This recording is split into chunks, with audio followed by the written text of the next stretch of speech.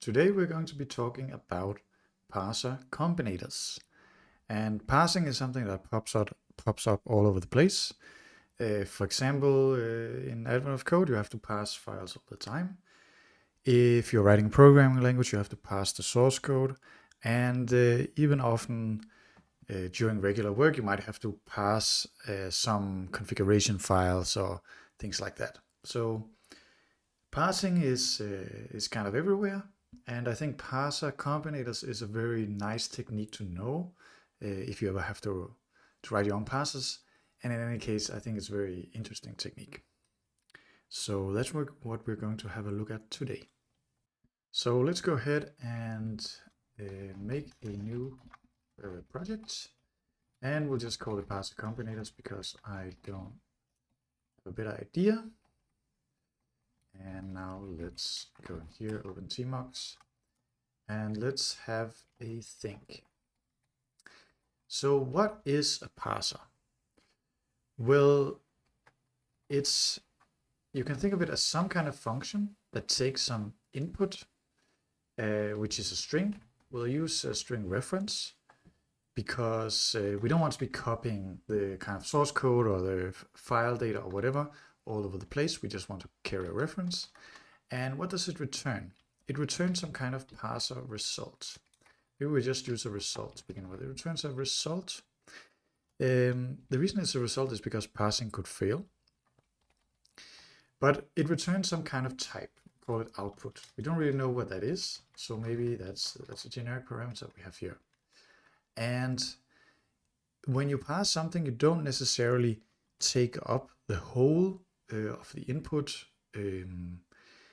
string. There might be some left over, so we also return whatever is left over. So you could write it like this. And then there's some kind of parser error that can happen. So what is a parser error? What is a parser error? It could be a lot of things. For example, it could be some kind of error message. So maybe we could say string. It's a string. That's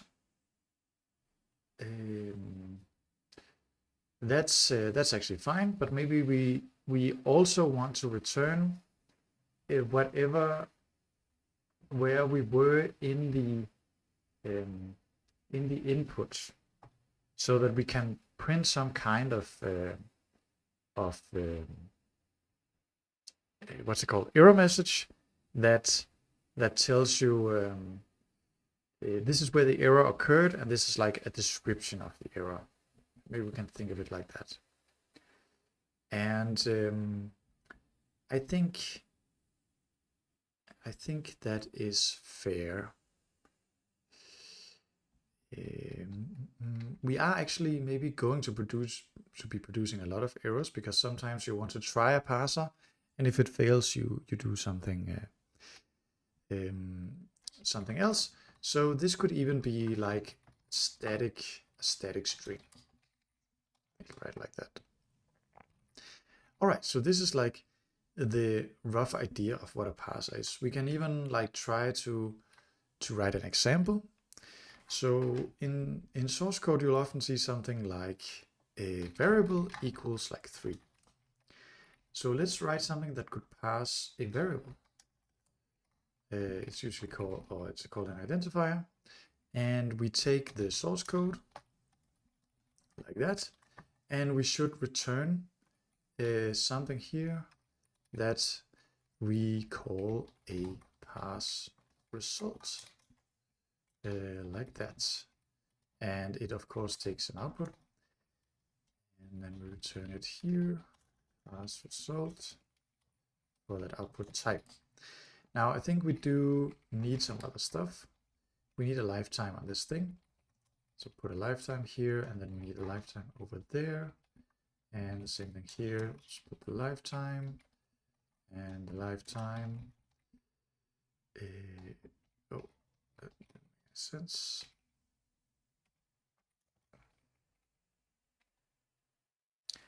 And the lifetime here. And here. And here. And here. So it's all the same lifetime. Now, it's complaining here about this this thing being a trait object, so it's not really a type. It's more like a class of types. So maybe we can just put the did here. We're not really going to be using them right now, but it's just to have some kind of reference code. All right, so this guy, he should return a parse result. And I guess we need to name the lifetime here. And the output is just, it's just going to be another string slice. So we'll just return in the result this part. All right. So I guess we need to put that here, and maybe we can even remove it. Let's do it. So do. Yeah, so we can actually remove this lifetime because it infers that it's the same. So we can write it like that. All right. And let's actually write a test already. We'll do some kind of like weird test-driven development. So let's just use everything from crate. Let's write a test. Parse identifier, and we'll have this example here that says variable equals 3, and we are going to parse it. Identifier, parse it with the example, and then we can just unwrap it, and we'll say parsing failed if it fails.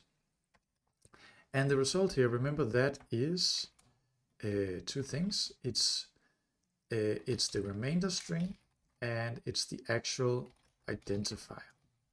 And then we can just assert equal identifier with the string, and also assert equal remainder with this 3. That should be that. And we have some kind of, there we go. All right, so now we have that. Let's open the terminal and try to run it. So of course it failed because you try to call this function and it's not yet implemented. So let's try to implement it. And first, we'll get the characters of the source code. So we'll get the characters, and we'll get the first character. And I think that this is, make it beautiful, this is optional. So we can say OK or some kind of result. And I think you just provide the value in here. So we need to create a parser error, and remember, the parser error is the remaining thing that was not passed and some kind of error message. So since the first character is not there, actually we should say, no, let's just do it like this. So here we'll go ahead and say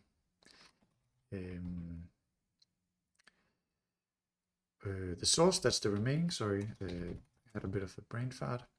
And then the error message is expected identifier, but source was empty. Let's do something like that. All right. Now in identifiers, usually the first letter has to be an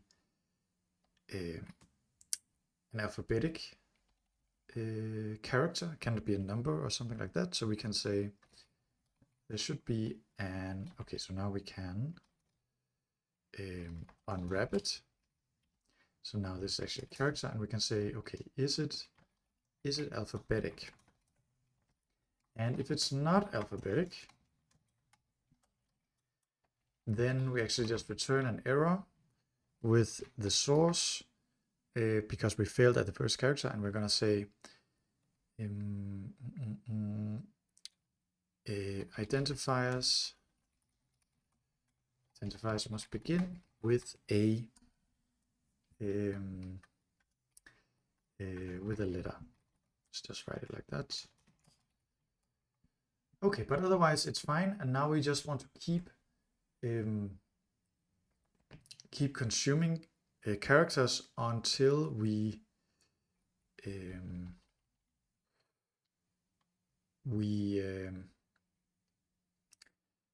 reach something that signifies the end of the identifier, so like a space.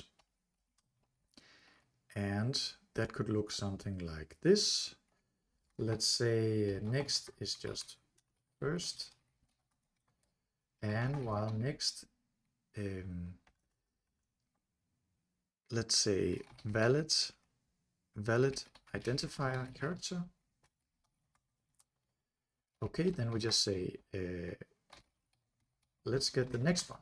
Keep doing that, and this valid identifier character is something that takes a character and returns Boolean. So like that. And if it's alphabetic or it's numeric or it's an underscore, we also allow that.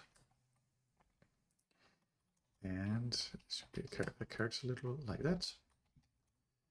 So those are the ones we allow. And this one, check. And how about we do it like this? So next is sum and this thing. And here we can just remove this. Right. Okay. So, but now what is the identifier? When we get down to here, we don't really know what the identifier is. So we'll have a start index. Well, that's just 0.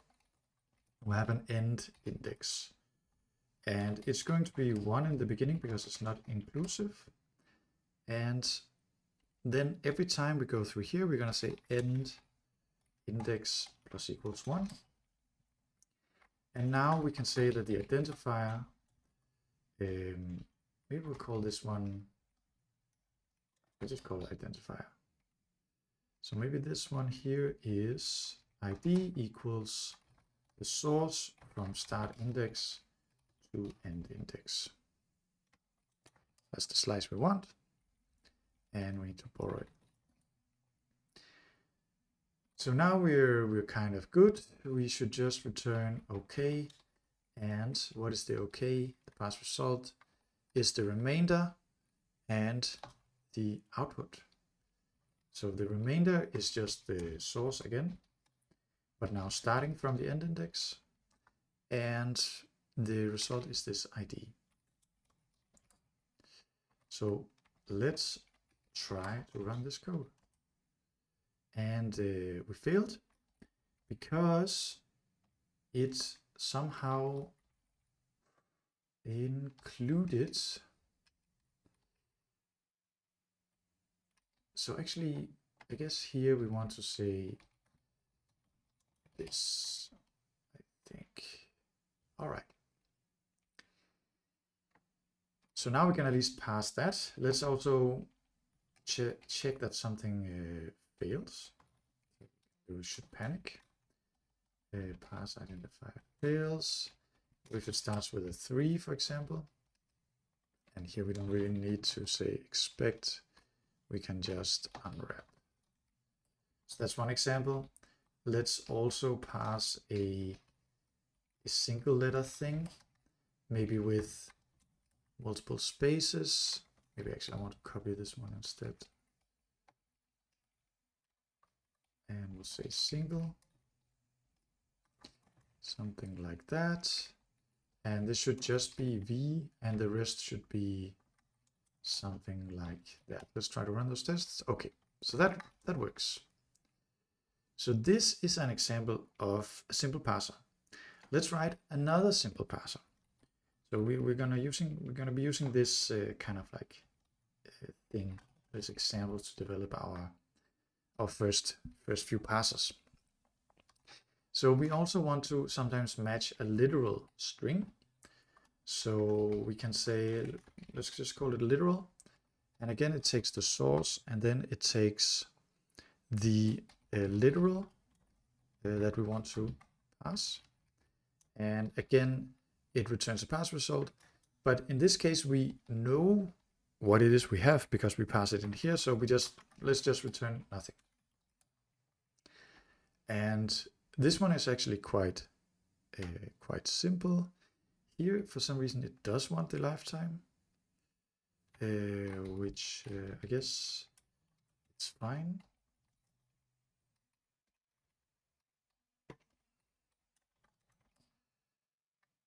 All right. So here we can say if source, and I think we have this prefix, no, or maybe starts with. If it starts with the literal, then we can actually say, what's the remainder? The remainder is the source, but take away the length of, let's call this one target. So there's no confusion. So take away the target length, the rest, and then we just return OK. And the first one is just nothing. And this first one is remainder, and the second one is nothing. Okay. Otherwise, here we want to return an error, and we are just going to return again the remainder, which is now everything. And what's the error? The error is I wonder if we can do this expected literal, whatever this literal passed in is, target. Like that. So we cannot return this thing. Yeah, now we have a problem that it has to be a static string because we don't know what this error message should be. Well, we kind of should know at compile. Maybe we don't know at compile time. So maybe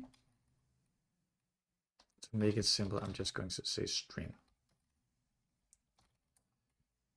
And this one to string. This one to string. And there we go. Right, and here there's another function, strip prefix, which returns actually an option. If the string starts, returns a substring after the prefix, wrapped in sum. If the string does not start with a prefix, return none. So we can actually say strip prefix target, okay, or format expected literal this. And we are good to go, I think. Okay, or, and then we can map whatever this is, just don't do anything. Right, no. Right, we still need to return the remainder. So actually here we have the remainder, then we just return remainder and nothing. I think.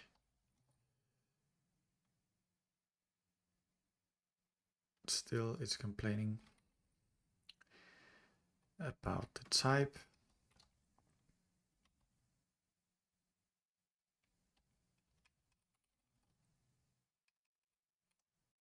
Right, so the problem is we need to also include the remainder here. That's what I forgot.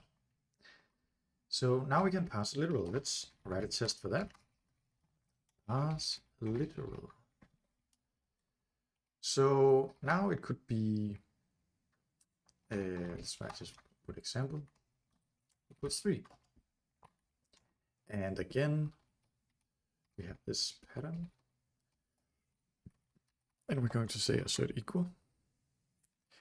It's not an identifier anymore. It's like, just call it value. But actually the value is just nothing. And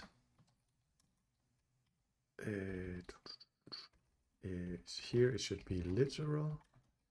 And it should be equals. Assert equals remainder, and it's going to be equal to 3. Not, it's just going to be space 3. So, okay, so if we unwrap, we know it's true, so we're going to do that. And this one we don't need because it's guaranteed to be of the unit type if we reach that point. So let's run the test again, and the test passed. Let's try something a little bit more complicated. Let's pass a long literal. And in this case, maybe we just try, we can even try to pass everything. And the remainder we can say, okay, it should be empty. Let's try that. That also worked. All right. Continuing with our example, we now want to pass the number 3. So here we can make a parser that we call integer. It takes a source and it returns a parse result again, where now the type is something. We have to choose a representation. Maybe we choose 64-bit integer. All right, so let's go ahead and get the chars. And then we are going to say, let's gather them up. Let's gather them up into a vector. Then we are going, maybe not, actually, let's just keep an index. So end index, we know the start index is supposed to be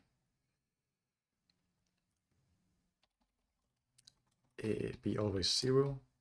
So let's say while chars next is sum, so there's sum, and the character is numeric, and we will gather those up. Actually, I kind of changed my mind. Let's go ahead and do this kind of vector. Let's try that as a kind of interesting alternative. And I think here we can remove the lifetime because it can kind of infer that it's the same. Okay. Now we can say while chars next is sum and the character is numeric. Then I actually, maybe let's say, okay, let's do it like this because it's a bit easier, because we want to be able to access the variable. So this should be that should be chars. Okay, while that is sum and it's numeric, we want to say number push this, and actually this should be a string. I don't know why I made it a vector. So we push that in there. And we know it's sum here, so we can just unwrap it, no problem. And then we say next is chars next. Then we'll try to parse it. So we can say, I think it's like, isn't there like a parse function? I kind of forget how you do that. So we can try to parse this number. Okay, I guess it's not like that. It's like this. Parse. Okay. And we want this to be I64. Now this thing is also a result, so we can go ahead and map the error. Don't really care what it was. We're just gonna say we failed. So we're just gonna say that we return the source, and we're gonna say expected integer, and that's it. And we can unwrap it now. Whatever, it doesn't like that I use that, so we can say string.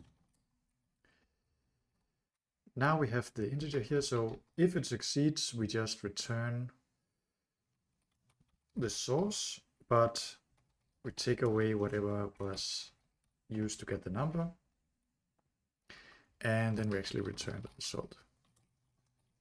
So that should do it. So parse integer. Now we have an example that is 3. And we'll do all this stuff. Parse integer. And there's nothing like that. We do need the value in this case. The remainder, I suppose it should be empty. And the value should be 3. So that works. But there is actually something that our code does not account for. Namely negative integers. So let's do that. We want it to be negative. Since we have explicitly said we want to support signed integers, let's see if it fails. So it failed. As you can see, it says expected integer. And the reason for that is the first character is a minus sign, which this code doesn't account for. So actually we want to say, okay, if next just happens to be equal to that, let's put it like that. Let's just push that thing into the numbers. And then we say next equals chars next. That's one way we can support that. Let's see if that works. And now it works. We can also pass negative numbers. All right. So now we finally get to the combinator part of parser combinators, because we want to take these 3 parsers that we have made, and well, actually let's do one more thing. I kind of forgot that. Let's have a white space parser. So it's not really going to return anything. It's just going to eat whatever white space there is. So we can say, is there like a strip?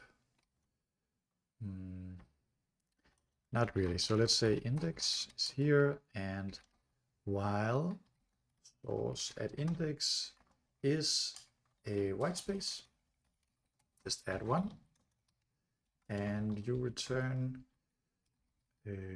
it, so it always succeeds basically.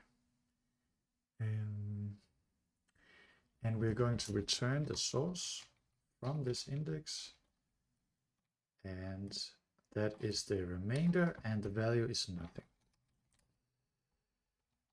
All right, and we cannot do this, so we have to actually get the chars.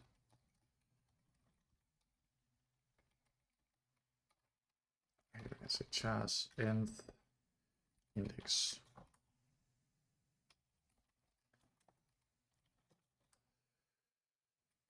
All right. And we have to make this mutable. So that should work for white space. We can even test it.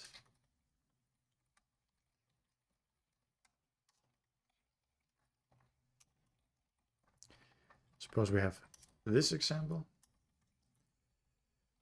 and we're going to do this. White space. The remainder is now supposed to be equals 3, and the value is not really equal to anything. So let's do that, and it failed. Why did it fail?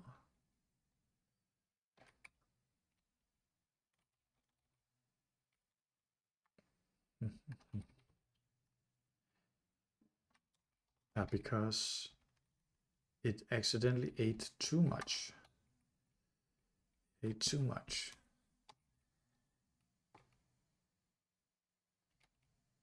So we see 0, and if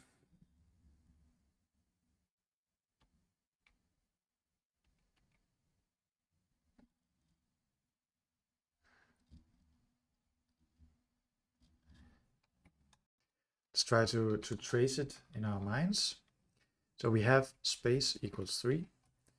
Then index is 0, we get the charge. We check if the 0th one is let's put that here, index equals 0. We check if the 0th one is space, which it is, so we increase that one. Now we basically go here, and then it should be false, and then we break out of the loop, break loop, and then we return source from 1 to that. So somehow that doesn't work. If I make another space, what happens then? Not git push, please. Now it only took 1.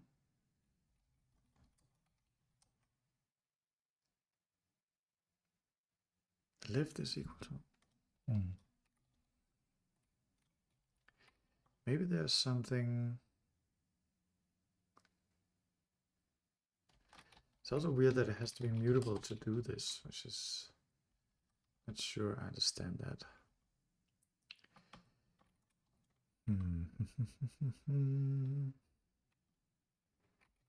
Can I get something like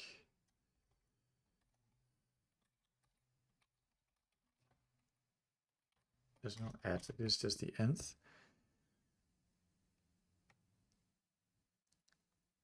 So all preceding elements. This means that the preceding elements will be discarded, and also that calling nth 0 multiple times on the same is okay. So that's the problem. That could be the problem. So that's fine.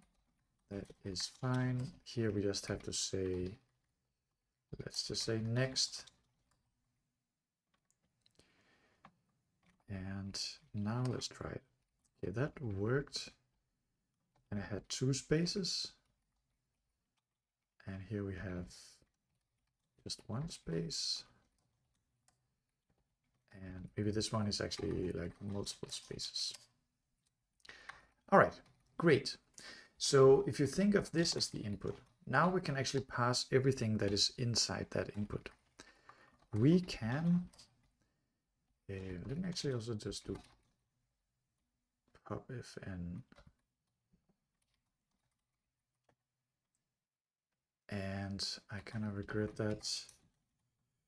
Pop fn, sorry, fn with pop fn, and just confirm yes, yes, yes, yes.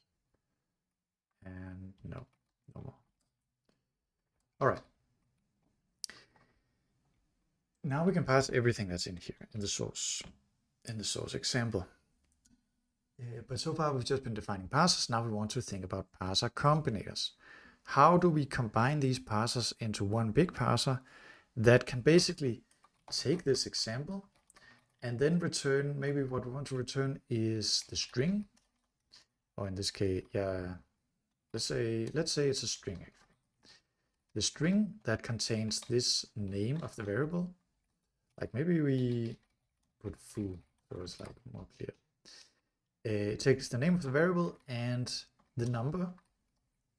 So it will have like this type, and basically, not sure how to write this, but basically it will be foo and it'll be 3. Say that.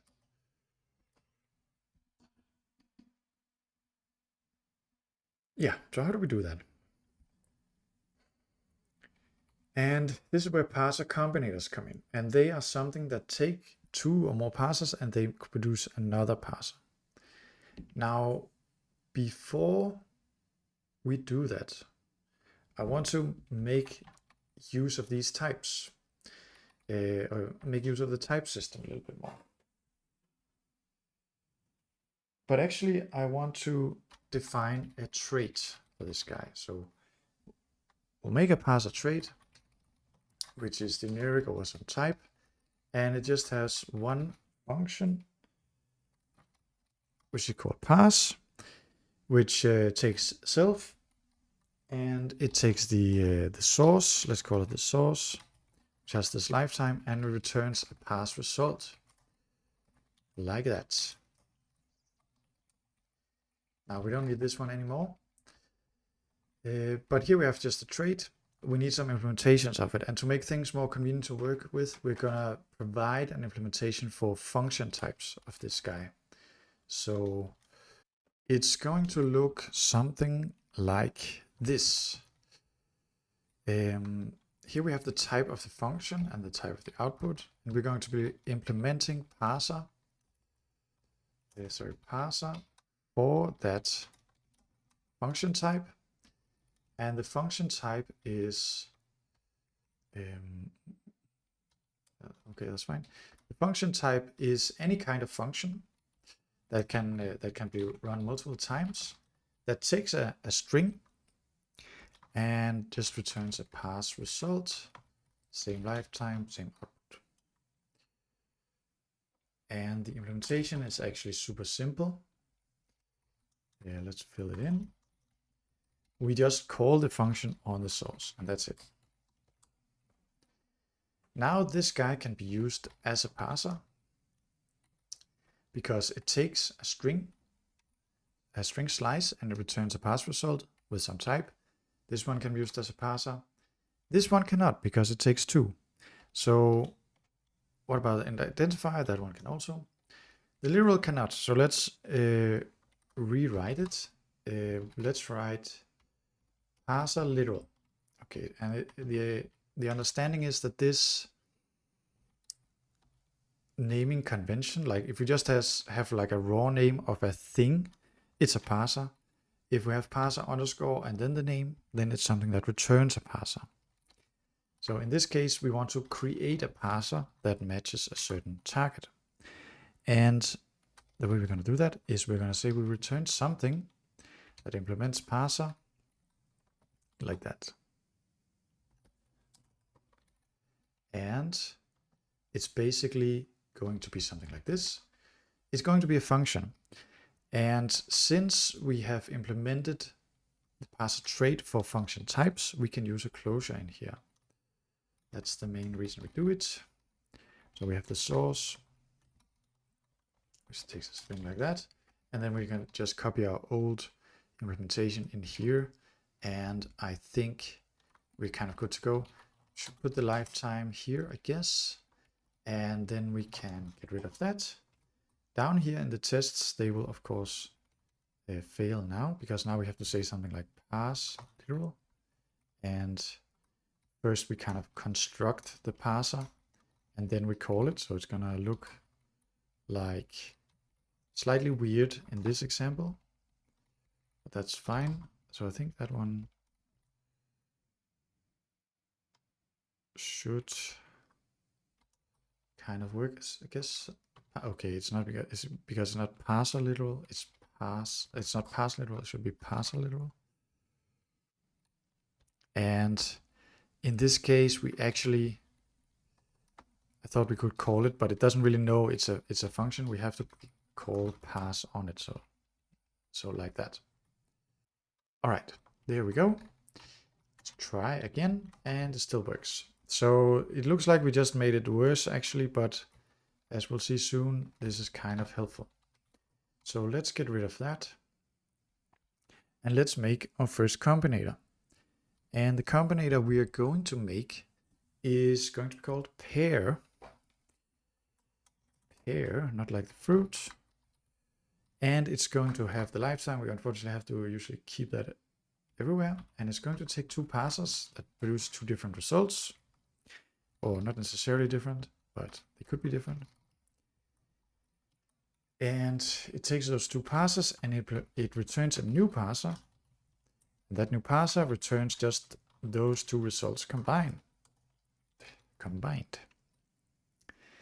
And we actually need the where clause as well, I think. So P1, we have to say that that's actually a parser. It's a parser of result one, and the same for that one.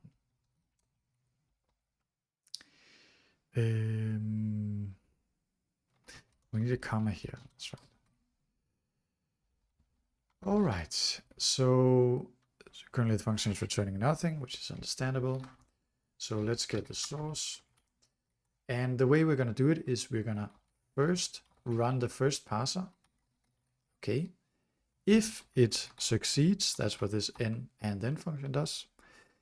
Calls operation if the result is okay, otherwise returns the error value of self. So this is a way we can chain results, chain parsers. Anyway, now remember that anytime a parser parses something, it returns whatever is left over. So we get the remainder source, and we get result 1. Shouldn't have that one. So we get these two things, and we're going to be calling parser 2 on the remainder.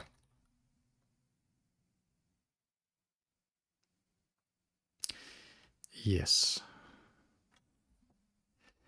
And this is a result. So what we're going to do is we are going to get the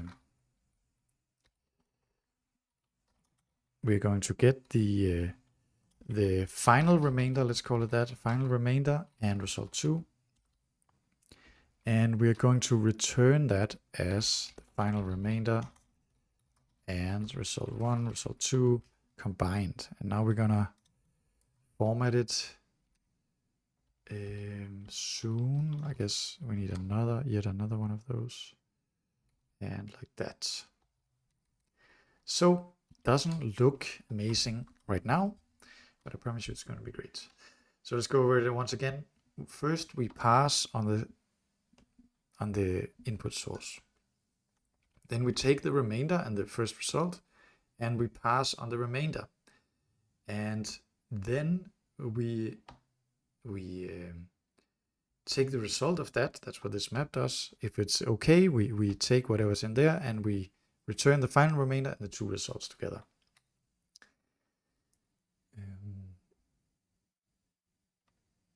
So let's try to do that.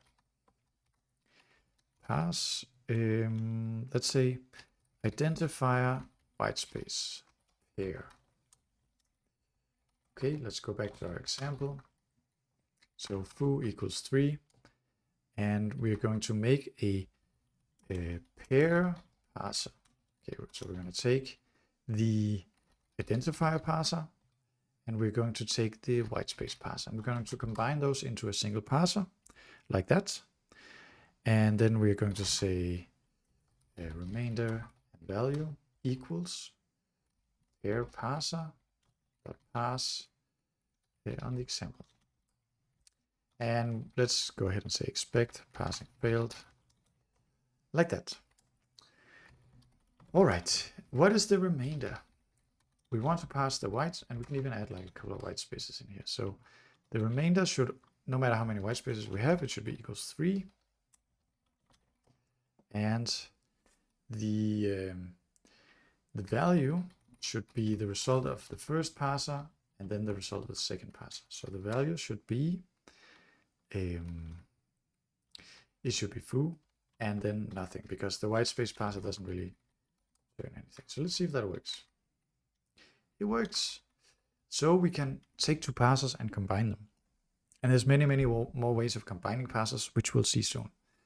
But basically, maybe this is a point to stop if you've had enough. This is the key concept of parser combinators. Defining functions that takes other functions and combines them to the same type of function as the input. And in this case, we have parser combinators, but of course you can imagine other kinds of combinators. All right. I just remembered something, which is that usually you want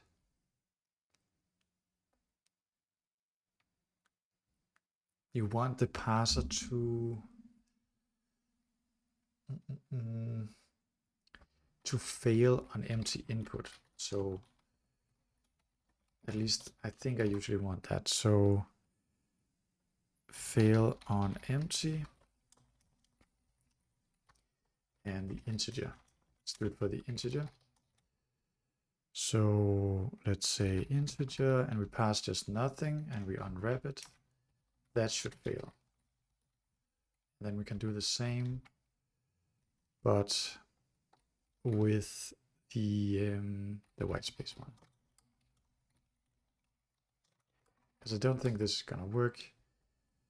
All right, so the empty on white space didn't fail. And here we're just gonna manually add that if, well, Clipper doesn't like that. So just say if it's empty. Then return an error where we say source and empty input to string.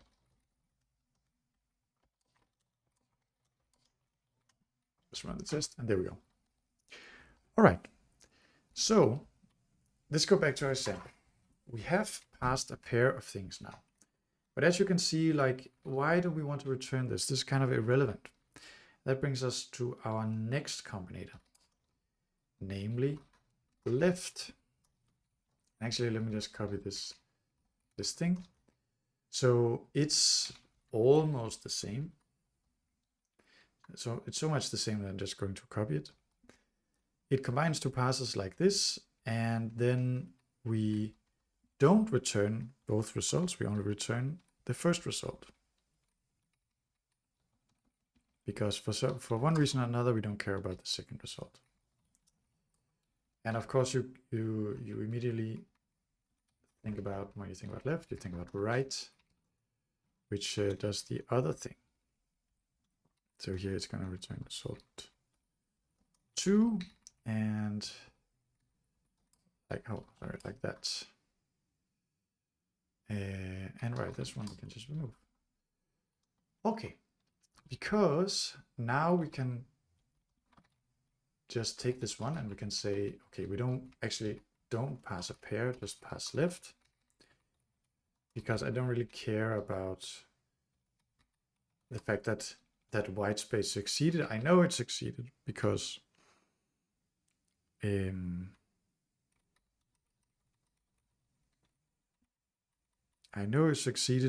otherwise it would have crashed. The whole thing would have crashed. So there we go. All right. So another thing is, like, what if we had an example like left but no white space? Like, let's say we had like the end of a line or something like this. Now the remainder should be nothing, but this one is going to fail because, as you can see here, it fails an empty input. So in general, I like that behavior. I don't know if it's amazing, but let's try to do something like this. We can say we have an optional, which takes a parser, and now we don't need the ones. That was just the muscle memory. And it implements, again, a parser, but this time an option of R1. Right, and we also need this type constraint, like so. So basically we are going to say, and there should be not one there. Basically, let's run. Oh no, we need to make a function. So source. Let's run this on the source. And if it's an error, how do we do that? So map error. We have map or. So if it's so map or just returns, if I'm understanding it correctly, it just returns the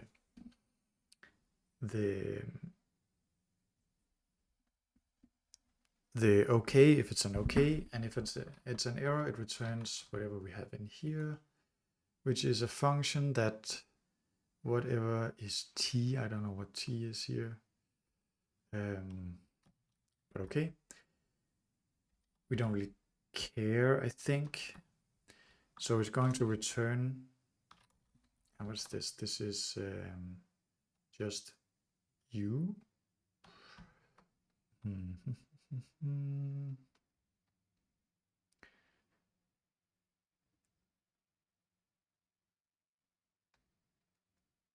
Okay, let's just see. So what we're gonna return is the remainder, which is the source, and then none, because this thing was not found. And I think default u No, maybe it's okay or. Okay, what was it? Or else. Return result if the result is error.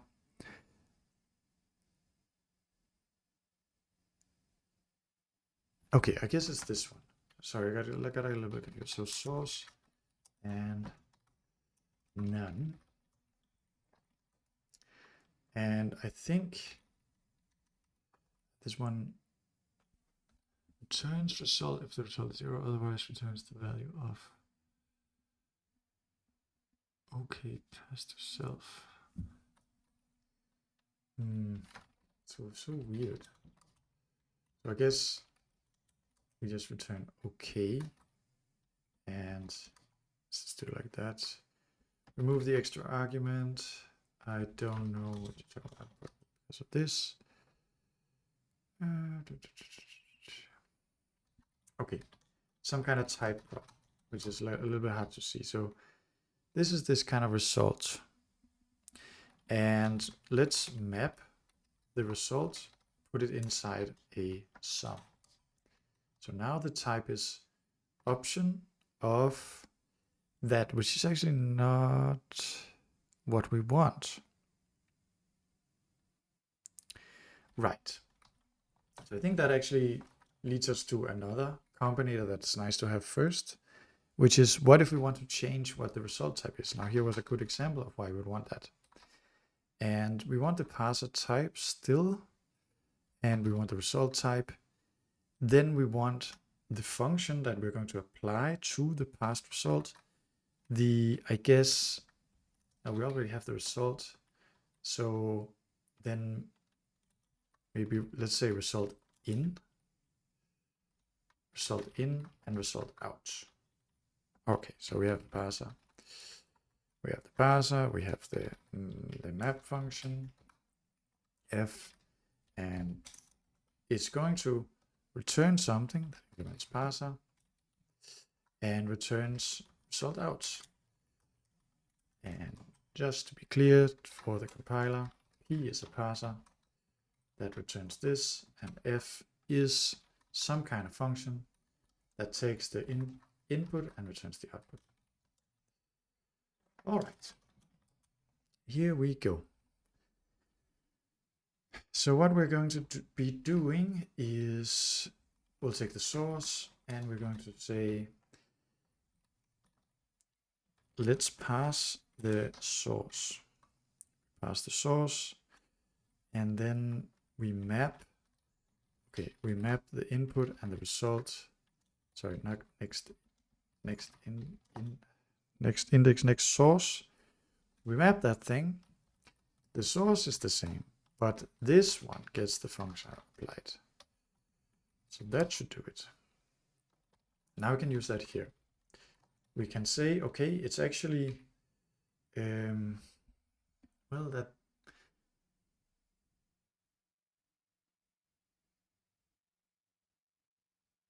Okay. What we can do is we can say, let's start by mapping this guy, and it takes anything and puts it into a sum.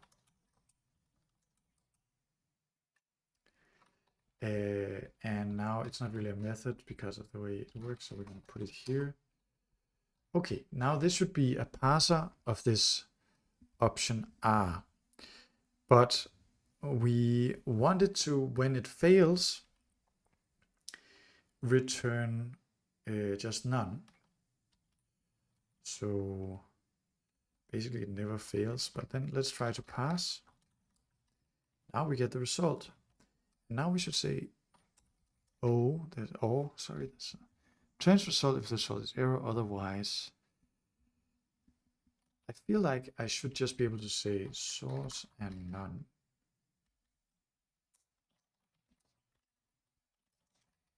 And then this is file wrapping. Okay, it's because, of course, this has to be okay. There we go.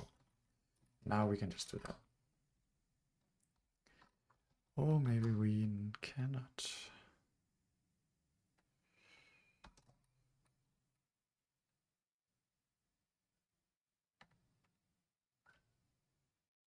All right, not sure what's going wrong here. Let me try next source result. So if it's successful, we just want to return OK. Next source and some result. So that should be that. Sorry, and we need to pass the source like that. Then map it. And otherwise do that. So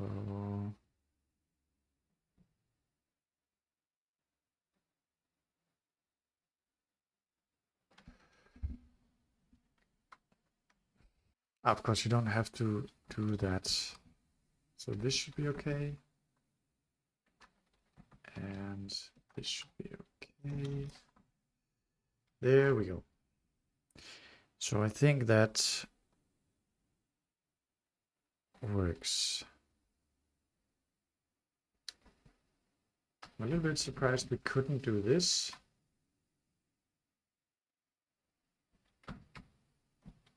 Like, can I do...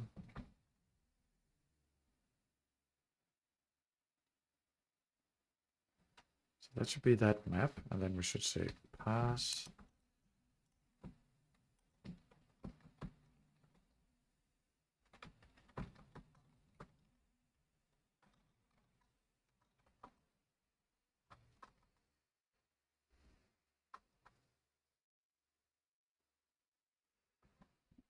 Okay, so I think the problem is this thing cannot be called every time. So let's say mapped Parser, and just take that thing. Okay, so you have to do it like that. Let's just keep that. All right. So now we can amend this to say, okay, white space is optional. You don't need the white space. And we can make another test that is say optional white space. Like that. So we actually do have some white space, but whatever. And let's try to run those tests. Now that all passes. Great. So we have pair, we have left, we have right, we have optional, we have map. We have some good combinators and parser modifiers. So I think now we can even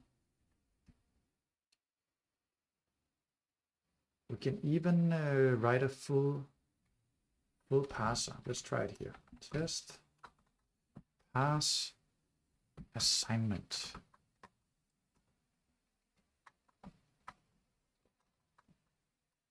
So what's our parser going to be? Well, it's a bit hard to write out from scratch, but let's see. We want to pass an identifier. All right. Then we want to pass some white space. This time it's not optional. We want to pass a literal, and the literal is this one. Then some more white space. This time it actually is optional, right? Because this is okay. I guess we can say it's okay, and then an integer. And the final thing we want out is the identifier and the integer. So what we can do is we can say all of these we want to ignore. So let's make a single parser for them. Let's call them equal sign parser. It doesn't really matter how we write it because we're going to be ignoring them. So we'll just like do this 2 times a pair, right? And then we can say, okay, there is actually an equal sign in here. Actually, maybe this is, we also want to allow that, I guess. So let's make this one optional as well. All right, and then we can say now the parser is actually a pair where we take the identifier and equal sign parser and the integer. But a pair takes two inputs, so what we want to do is we want to say, just give me the right thing for this. And then we have, now this should be a parser that returns a string and an I64. Let's try it. Remainder equals, remainder and value equals parser, parse example, and parsing failed. Great. The remainder in this case should probably be empty.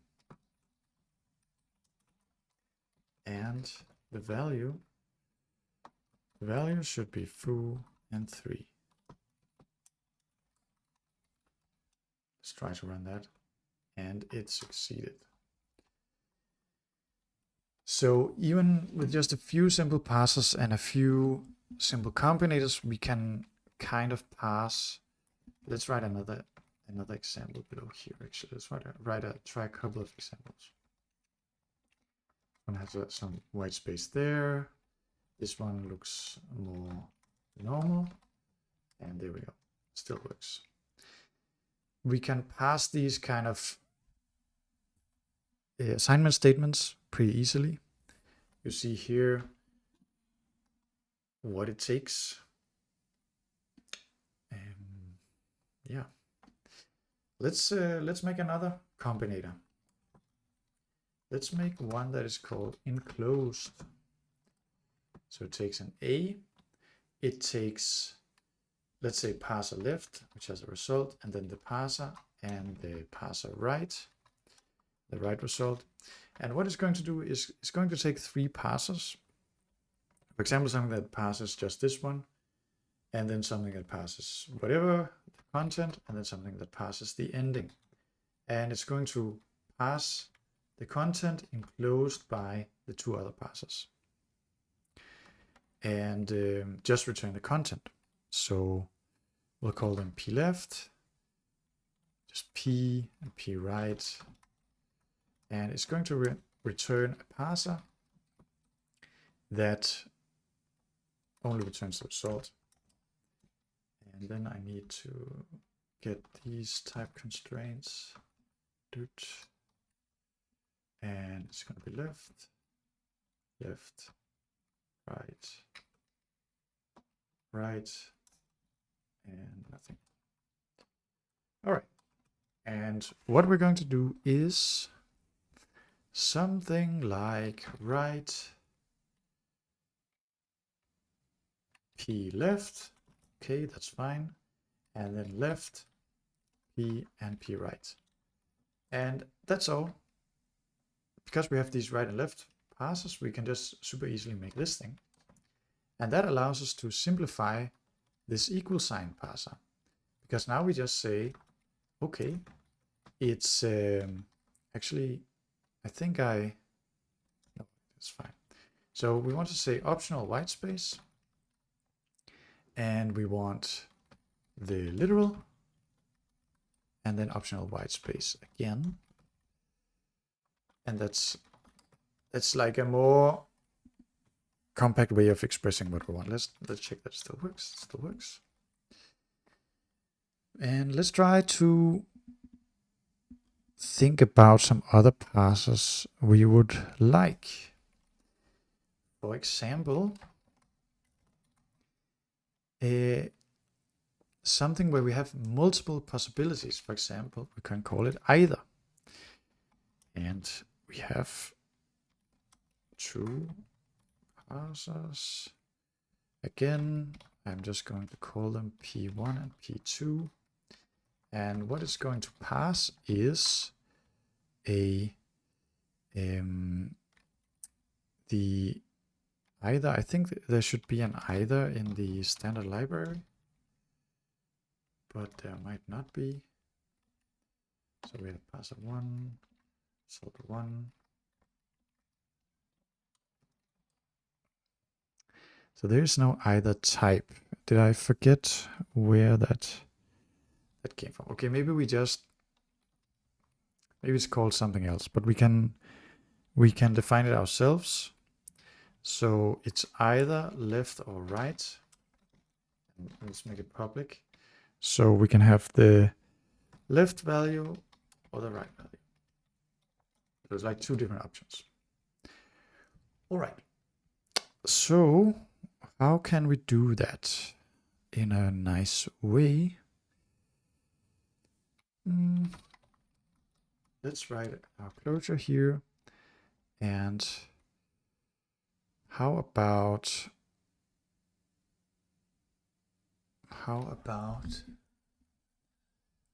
let's do it like this. So try first is p1 pass the source,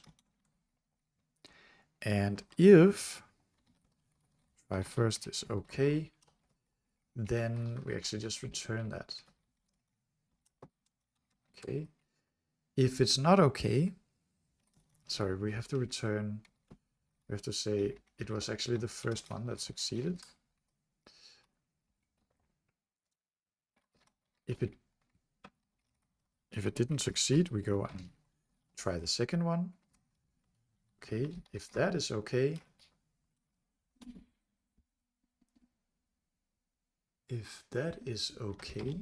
just wondering how we should combine the errors. Try second,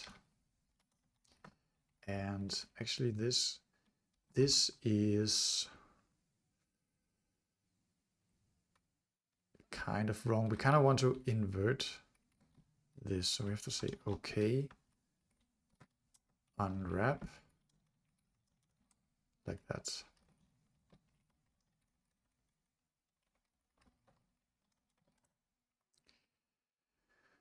All right, finally they both failed, so we return some kind of error, and it's the source, and then what should the error be? I don't know right now. To string. We kind of want to combine the error messages from those two, but I don't really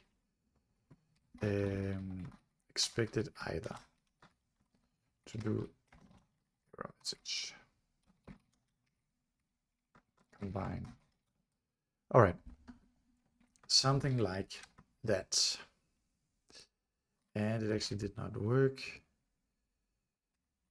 Why didn't it work? So try first is this.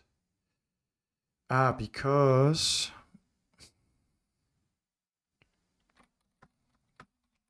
okay, if let okay remainder value equals to this, then we return either left, sorry, we return remainder, and then we wrap the value in left, not the full thing. And then the same thing here.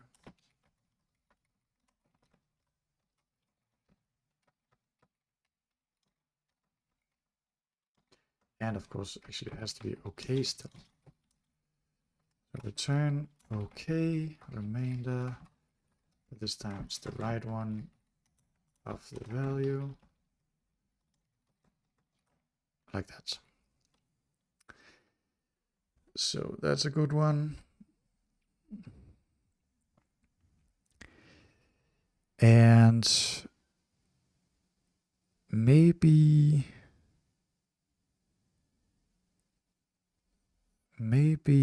we want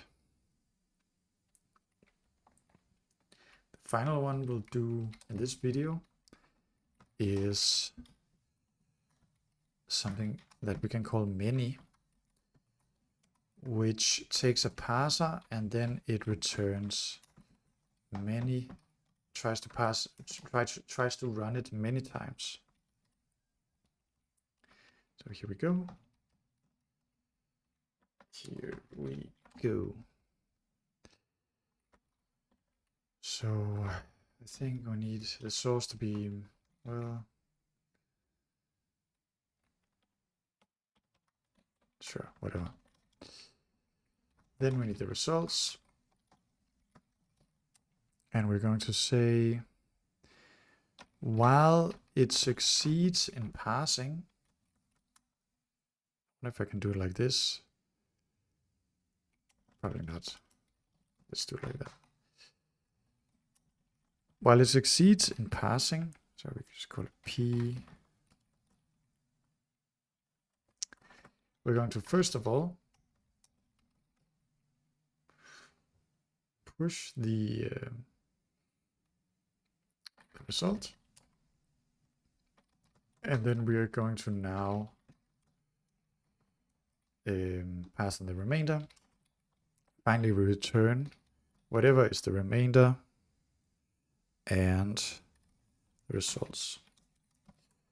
One small thing is, if the source is empty, as I said before, I kind of think I wanted to just always return an error in that case.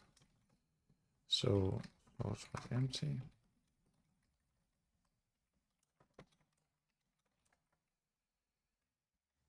And thought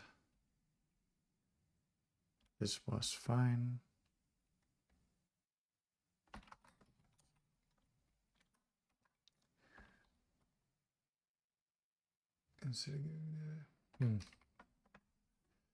Wonder why it doesn't work.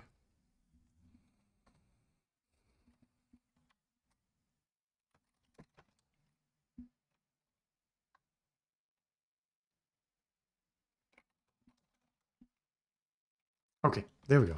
Now it seems to work. We do have some warnings.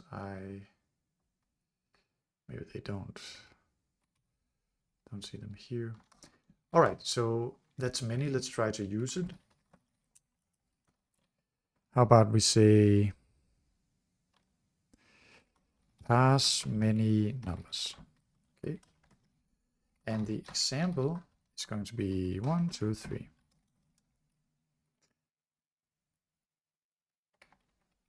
And then maybe 10, 20, 30.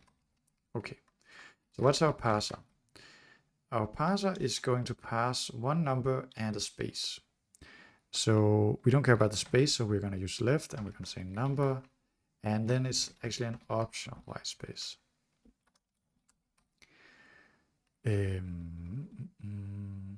Sorry, we don't have number. It's not called number, it's called integer.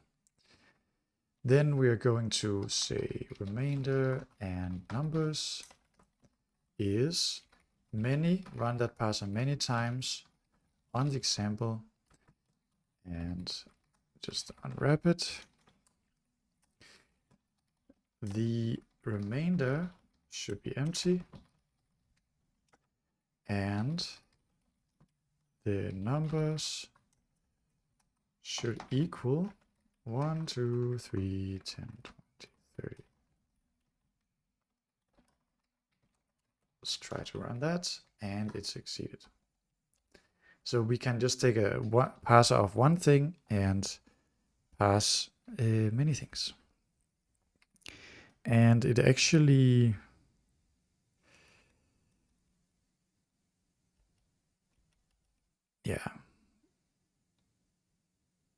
I guess that's fine. I was thinking like passing something like this is very, very common. So maybe we want something that is like pass many items separated by a separator, but it's also very simple to write. So maybe we don't do that. All right. I think that is going to do it for now. It's going to do it for now. In the next video, I think we'll try to use it for something, a bit of a bigger problem. So I will see you then. Bye bye.